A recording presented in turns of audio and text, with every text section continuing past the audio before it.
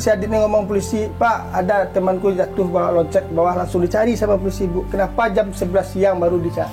Bilang siapin ngapung. Kejanggalan juga tuh, Bu. Udah dibilang sama Sapip sama si Adit, Pak, temanku lompat. Pasti polisi dicari ya, Bu. Kan udah bilang ada yang lompat. Kenapa baru jam 11 siang? Itu kan cerita yang ada tuh, Bu. Mau hilangin jejak. Kalau besar air kan dia hanyut. Itu masuk otaknya tuh. Kan ditaruhnya kayak gitu. Tapi udah jelas saksinya gini, tapi masih diliku-likukan juga jalan itu.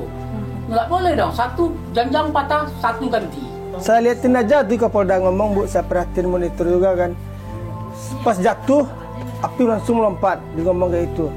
Yang penyebab jatuh siapa? Penyebab jatuhnya kan ditendang sama polisi. Nah, itunya nggak ada dikeluarin sama Pak Kapolda. Jatuhnya aja, penyebab jatuhnya gimana? Karena siapa penyebabnya ditendang sama polisi? Penyebab meninggalnya korban tidak ada dibikinnya, cuma 0. Cuma dibisikkan sama papanya, tulang rusuk patah 6. Hanya itu aja. Ya, cuma lisan. Karena patah 6 tulang rusuk menyusuklah ke paru-paru, robeklah paru-paru, menyebabkan dia kematian itu aja. Sampai sekarang hasil otopsinya tidak ada. Saya mau otopsinya swasparan. Kalau ragu misal saya otopsi ulang. Tapi bukan dari pihak kepolisian, dokter ya. Tapi kita harus swasparan, hadirin semuanya. Dokter dari TNI tolong dihadirkan, biar jelas. Nah, siap dibongkar lagi. Katanya pas nyampe rumah nggak boleh dipoto katanya. Yang apa yang nggak boleh difoto? Almarhum nggak boleh dipoto katanya. Cuma kalau orang pengen lihat aja wajahnya, kan udah kejanggalan. Alasannya jahitnya masih melembek, tercopot jahitan itu alasannya. Yang nganter jenazah ke rumah juga ada dari pihak kepolisian? Nggak ada. Nggak ada. Satu pun nggak ada dia. Satu pun nggak ada. Jadi dari keluarga aja. Iya. Keluarga semua. Hari ini keluarga bersama kuasa hukum dan juga didampingi oleh Kontras mendatangi Komnas HAM untuk memberikan keterangan terkait pengaduan kami.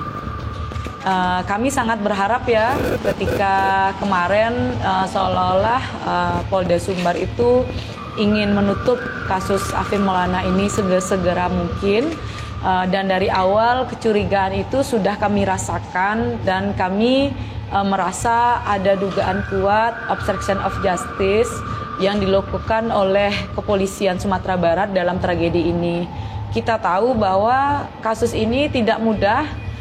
Kasus ini melibatkan banyak polisi diduga sebagai pelaku. Dan dalam keterangannya ada 45 orang yang diperiksa karena kasus ini begitu.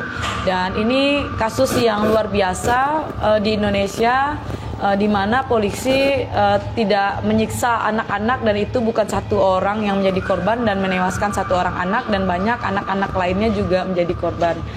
Untuk itu kami tetap akan berjuang memperoleh keadilan untuk Afif Maulana dan kawan-kawannya.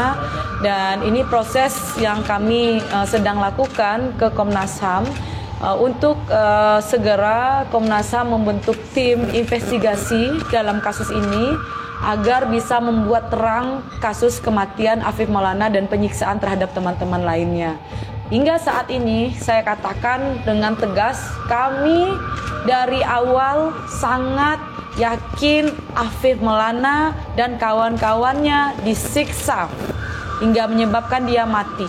Dan keluarga juga menyampaikan kepada Komnas HAM, keluarga sepakat untuk melakukan ekshumasi atas jenazah Afif Maulana, membongkar kembali kuburan Afif Maulana untuk mengungkap apa yang terjadi sebenarnya terhadap kematian anak kami Afif Maulana. Saya yakinnya anak saya tidak melompat karena tidak ada tanda-tanda di badannya jatuh dari ketinggian. Dan Afif pun tidak pernah tawuran sama sekali, keluar malam pun tak pernah. Saya sudah sampai di kantor Komnas HAM dan akan menemui Komisioner Komnas HAM untuk mengetahui investigasi yang telah dilakukan Komnas HAM berkaitan dengan kasus meninggalnya Afif Maulana dan juga rencana atau permintaan keluarga untuk melakukan ekshumasi. Kita temukan faktanya. Bang Uli Parulian Sihombing, Bang Uli apa kabar? Sehat ya? Sehat. Nah, informasi terakhir yang kami terima ini kan memang keluarga sudah menemui langsung Komnas HAM, kemudian juga Komnas HAM sudah membentuk langsung tim investigasi untuk kasus ini begitu. Hasil sementara yang kemudian mungkin sudah dikantongi oleh pihak Komnas HAM ini apa? Pertama kami sedang melakukan investigasi terhadap kasus Afif Maulana dan sebenarnya 17 anak lainnya seperti itu yang diduga seperti itu disiksa seperti itu di sana di Kota Padang seperti itu. Nah, minggu lalu kami sudah memeriksa keluarga seperti itu, orang tua, kedua orang tua Afif Maulana, kemudian saudaranya seperti itu. Jadi ada 3 dan 1 kuasa hukum dari LBH Padang. Nah, dari situ memang menurut mereka ada versi bahwa Afif Maulana ini tidak jatuh ya seperti itu, tidak meloncat ke sungai, tetapi disiksa seperti itu di lokasi itu. Itu versi mereka ya. Komnas HAM sudah minta keterangan ke Polda Sumbar seperti itu, tapi memang belum mendapatkan jawaban tertulisnya. Tentu kami akan ke sana seperti itu minggu depan untuk memastikan kronologis secara lengkapnya kejadian. Kemudian juga kami ingin meminta dan mempelajari hasil otopsinya seperti itu. Kemarin kan dari pihak keluarga juga meminta pendampingan ekshumasi ya Bang ya, atau pembongkaran makam Afif Maulana begitu. Tindak lanjutnya hingga saat ini seperti apa Bang Uli?